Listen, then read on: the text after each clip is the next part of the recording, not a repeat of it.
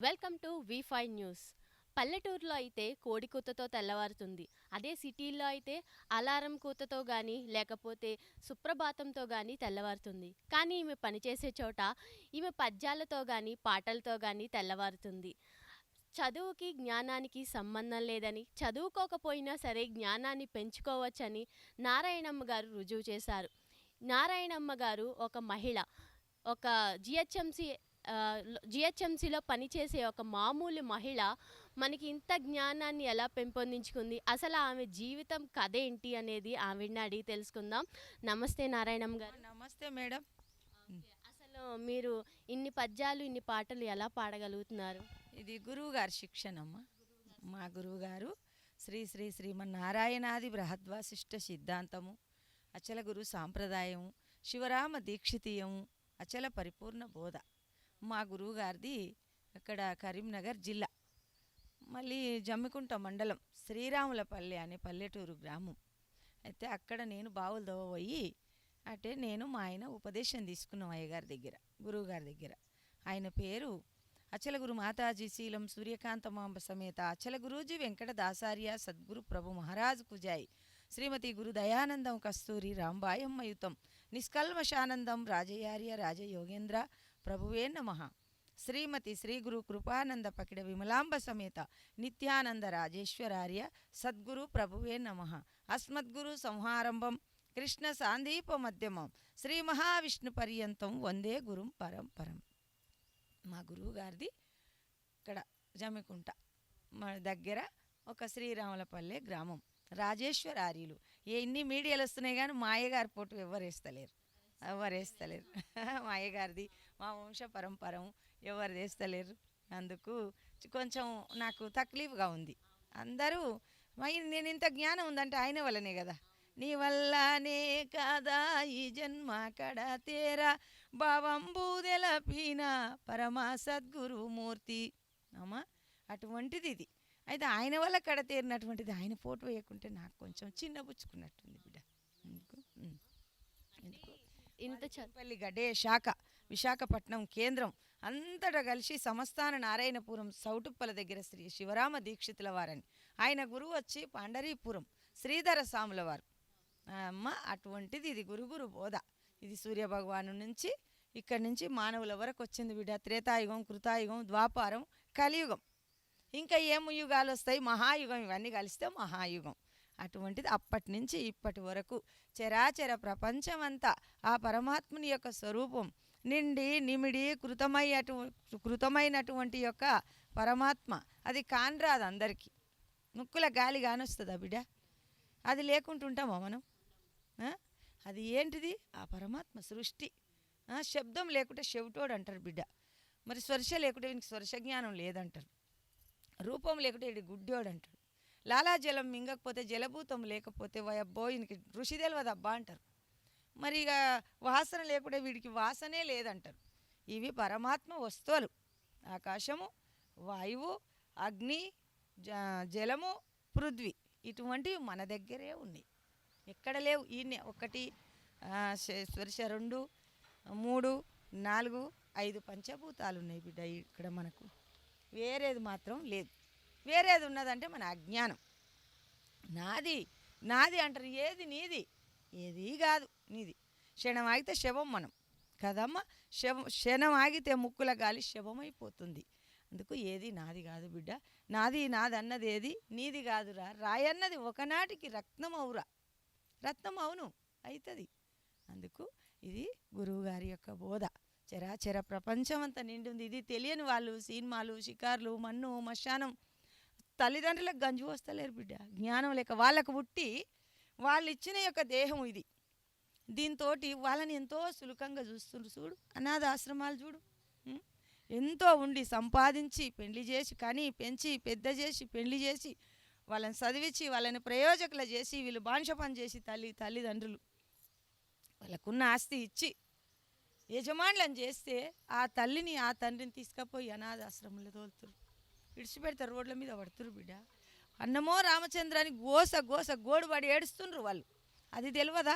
నేను ఈ దేహం ఉంది, ఈ మినిస్టర్నైనా, ఇంత పెద్దోనైనా, నేను ఇంత ఇంత గొప్పోనైనా అంటే ఈ దేహం ఎవరిచ్చిండ్రో తెలియదా వాళ్ళకు?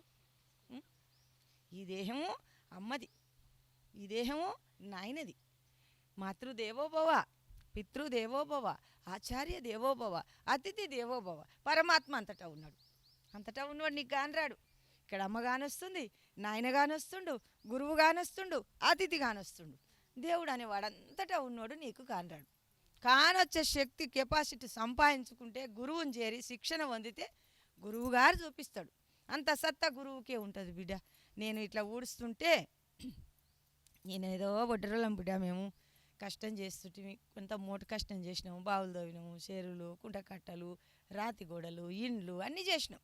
ఇంకా వ్యవసాయం కూడా ఉన్నది, మా అమ్మోళ్ళకి వ్యవసాయం చేసినాం. అంత చేసినాం కానీ మా ఆయన మంచిగా లేక వెళ్ళిపోయిండు. నాకు 2 పిల్లలు, ఒక కొడుకు ఒక బిడ్డ. వాళ్ళకు ఒక్కొక్క కొడుకు ఒక్కొక్క బిడ్డ. మస్తు కష్టం ఉంది బిడ్డ. నాకు ఇల్లు లేదు. నేను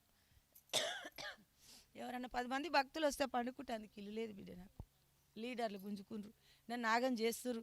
మొత్తం మావిడి నరసింగరావు లోకల్ లీడర్లు, దానం నాగేంద్ర నన్ను సత్తనాశనం చేసిండు బిడ్డ. 20 సంవత్సరాల నుంచి ఒక్క రోజు కాదు, 2 రోజులు కాదు, మస్తు వాడతా, మస్తు ఆనందం, బ్రహ్మానంద సుఖం నాకు, నా గురువు గారు ఇచ్చిన వాక్యం. కానీ ఆ కష్టం అంతా కూడా ఈ యొక్క బ్రహ్మానంద సుఖాన్ని అనుభవించుకుంటూ వదిలేస్తున్నా బిడ్డ. నేను చాలా బీదదాన్ని. ఆ బీదతనం ఎందుకు వచ్చింది? నా భర్త చనిపోయినాక వచ్చింది నాకు. అందుకు మా అమ్మ పెట్టిన పని ఇది. మా అమ్మ చేసుకో బిడ్డ, ఎవరు లేరు కొడుక, నీకు నువ్వు చేసుకోవాలి, నీ పిల్లల బతికించుకోవాలి, నీ భర్త లేడని నా తల్లి పెట్టించిందమ్మ నాకు ఈ పని. అందుకు నా తల్లిని మరవను నేను, నా అమ్మని మరవను, మా నాయనని మరవను. మా నాయన ఇచ్చిన దేహం, మా అమ్మ ఇచ్చిన దేహం, పని అంటే తర్వాత నన్ను ఇచ్చింది వాళ్ళే కదా. అందుకు నేను చాలా కష్టం ఉన్న బిడ్డ. దయచేసి నాకు గవర్నమెంట్ ద్వారా ఏది అయితే వస్తుందో, మీ యొక్క ఛానళ్ళ ద్వారా, మీడియా ద్వారా, మన మినిస్టర్ చూడాలి, మరి పార్లమెంట్లో ఆయన చూడాలి, ఎవరు మన ప్రధానమంత్రి మరి ముర్మూర్ మేడం చూడాలి. నా కష్టం అంతా వాళ్ళు చూసి నన్ను ఆదరించి, నాకు అక్కడి నుంచి నాకు ఇల్లు, నాకు ఇంత ఆశ్రమం ఇస్తే నా భక్తులను నా యొక్క నేను వండాలి. వచ్చిన భక్తులు నేనున్నంటే నా తానికి వస్తారుగా బిడ్డ. నువ్వు రావాలంటే ఎంత కష్టపడుకుంటూ వచ్చిన దాన్ని ఏం పుట్టిగా తోలను కదా. ఆ రాత్రి ఇంత భోజనం చేస్తారు, మంచి ప్రబోధ చెప్పుకొని పండుకుంటారు. పండుకోవాలంటే స్థలం ఏది? నా బిడ్డ ఇల్లు ఉంది. నా బిడ్డ ఇంట్లో 4 వంటారు, 10 మంది వంటారు మా అంటే. ఆమె కూడా నాడు యాస్ట్ వస్తుంది. ఏందమ్మా రోజు నీ గద్దె, రోజు ఏం భక్తులమ్మా, నాకు సంసారం లేదా, నాకు పిల్లలు లేరా, నాకు ఇల్లు లేదా, నా అమ్మ నా ఇంట్లో ఏందమ్మా నీ పెత్తాను అన్నదనుకో, నాకు సచ్చినట్టు అవుతుంది బిడ్డ. అందుకు అంత కష్టం ఉంది బిడ్డ నాకు. మరి ఇంకా ఏం చెప్పాలని నేను అనుకుంటున్నానో నా హృదయంలో ఉన్నది చెప్తా. నాకు మొత్తం నా ఇల్లు నాకు కావాలి. నా కొడుకుది పక్కకు 124 గజాలు ఆయనకు గిఫ్ట్ డీడ్ ఇచ్చిన, పైసలు ఖర్చు పెట్టి పెద్ద కొండ కొట్టిన బిడ్డ. కొండ కొట్టి నా పిల్లల కష్టం పెట్టి మోకాల నొప్పులు వచ్చినాయి కొడుక. నాకు 22 ఏళ్ళు నన్ను కష్టపెట్టబట్టి 2 కరెంటు మీటర్లు వికేసిర్రు. నాకు రేషన్ బియ్యం లేకుండా చేసిర్రు బిడ్డ. జిహెచ్ఎంసీ ఆఫీస్ నుంచి వాళ్ళు వచ్చిర్రు, అమ్మ నీకు జాగ ఉందంట, సారు కమిషనర్ ఆఫీస్కి వెళ్ళి, నీకు మున్సిపాలిటీ ఆఫీస్కి వెళ్ళి ఎక్కియాలన్నారు నేను ఆన్లైన్లో. అంటే అది మావిడి నరసింగరావు వద్దన్నాడు. ఎందుకు ఎక్కిస్తున్నావు? ఆయన పేరు ఏదో మహేందర్ పట్టుకొని నా తానికి వచ్చి, రాము నేను వస్తున్నా పాకొడుకంటే నేను నడుచుకుంటూ వచ్చిన, వాళ్ళు బండి మీద వచ్చారు.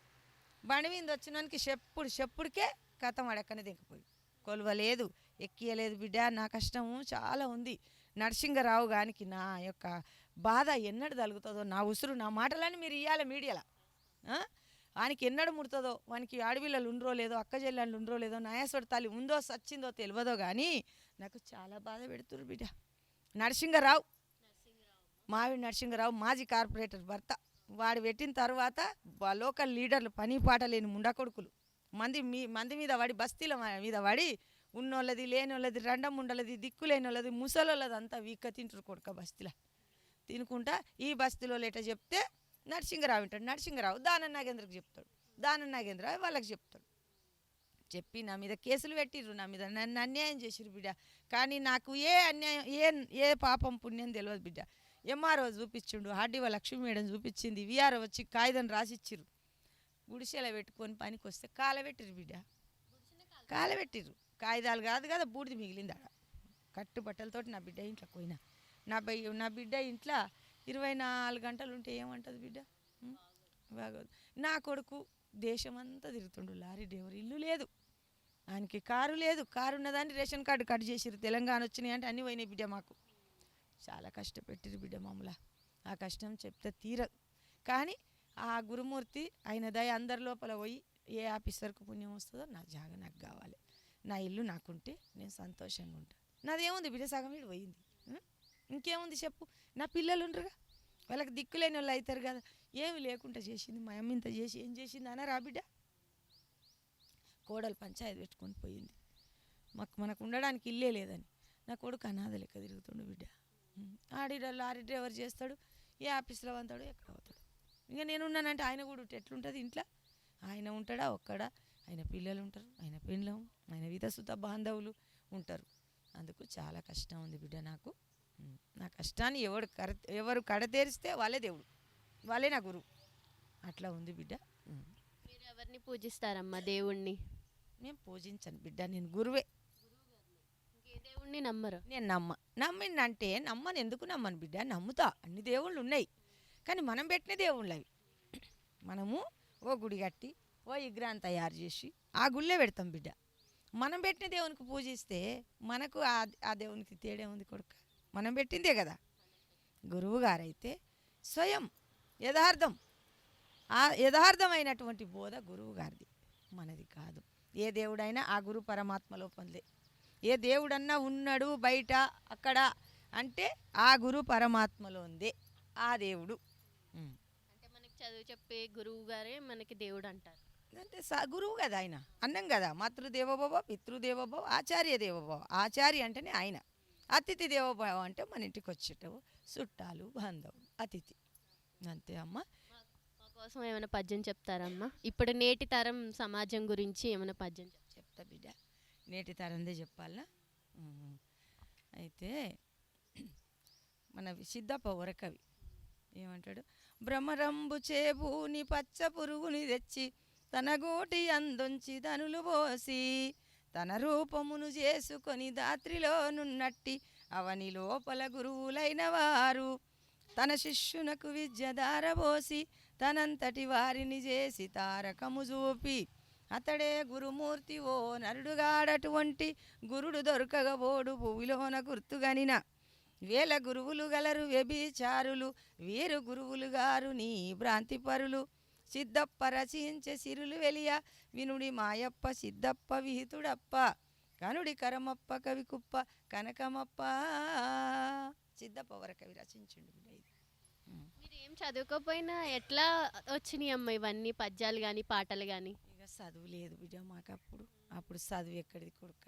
ఒకటే బర్రెలు కడుకోవాలి, గొర్రెలు కడుకోవాలి, ఆడికి ఉడసాలి, సాంపి చల్లాలి, చేదురు బావులలో నీళ్లు తేవాలి, ఒడ్లు దంచాలి, సద్దలు కొట్టాలి, గట్క పోయాలి, సద్దలు జొన్నలు ఇసిరాలి, జొన్నలు దొక్కాలి, బరపట్టి ఇవ్వాలి బిడ్డ. మా పనులు ఆ పని ఇప్పుడు ఉంటే చెయ్యరు ఆడోళ్ళు.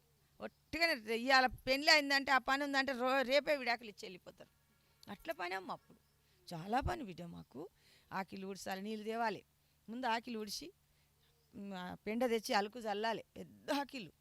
అలుకు చల్లిన తర్వాత అలికి ఇడుపులు అలికి ముగ్గేయాలి, కడపలు కడగాలి. కడిగిన తర్వాత అప్పుడు పొయ్యి మీద ముగ్గేసి పొయ్యి ముట్టియాలి. ఈ పొయ్యి ముట్టించిన తర్వాత ఎసరు మసల వరకల్లా సద్దలు కొట్టాలి.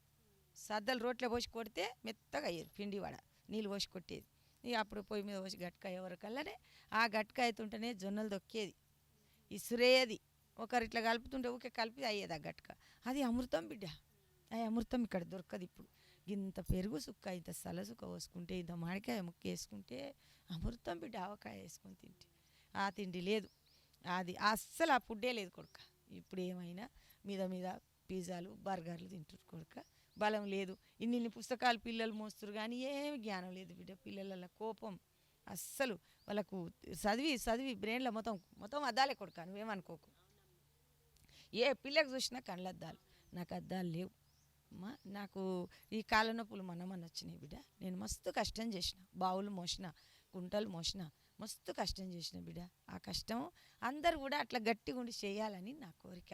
అందరు కూడా జ్ఞానం తెలుసుకోవాలి, అమ్మనాయనం తెలుసుకోవాలి, పరమాత్మ అస్సలు పరమార్థికం అంటే ఏమిటిది, పెద్దలంటే ఏమిటి, నువ్వు వచ్చినావు ఏమో నీతోటి ఏం పని ఉందమ్మా అనొద్దు, నిన్ను ఆదరించాలి.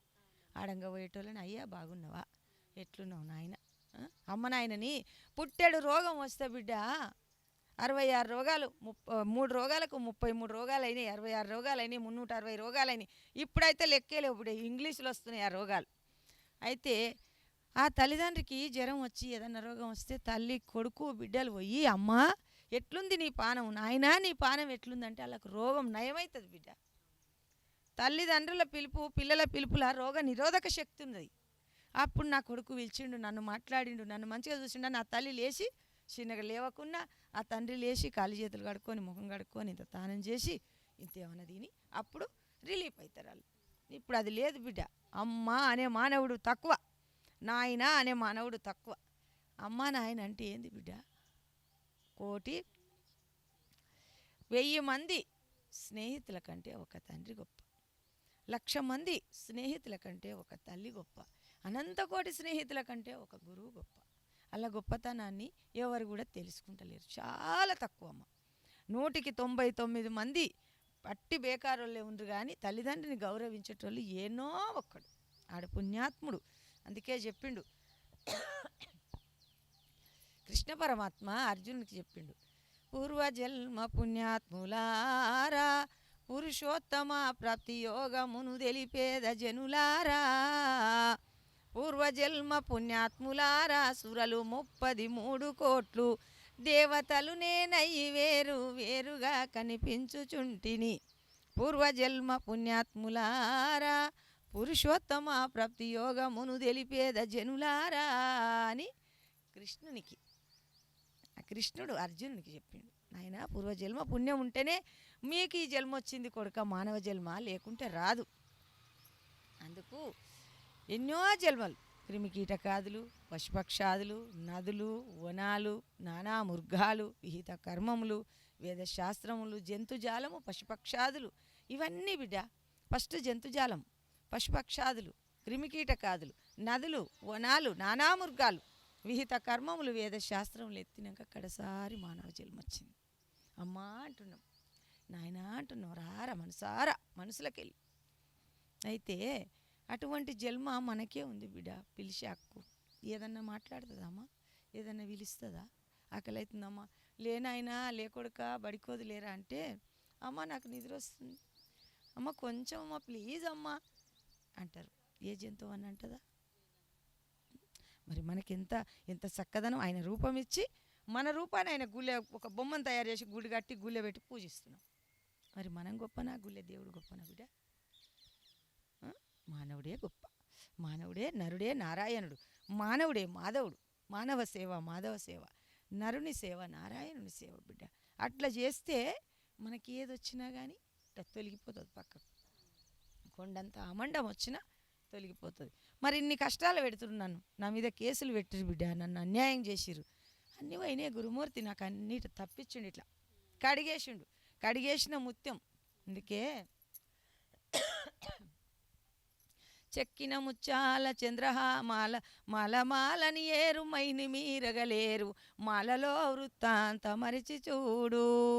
చెక్కిన ముచ్చాల చంద్రహారము మాల రాణించు రత్నాల రవణమాల, మంగళసూత్రంబు మగువలకే మాల